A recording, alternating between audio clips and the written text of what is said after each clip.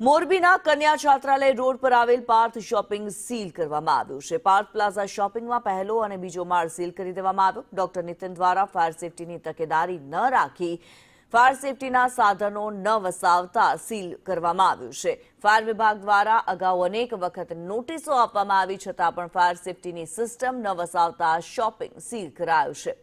મોરબીમાં shopping complex seal કરવાની કાર્યવાહી કરવામાં આવી।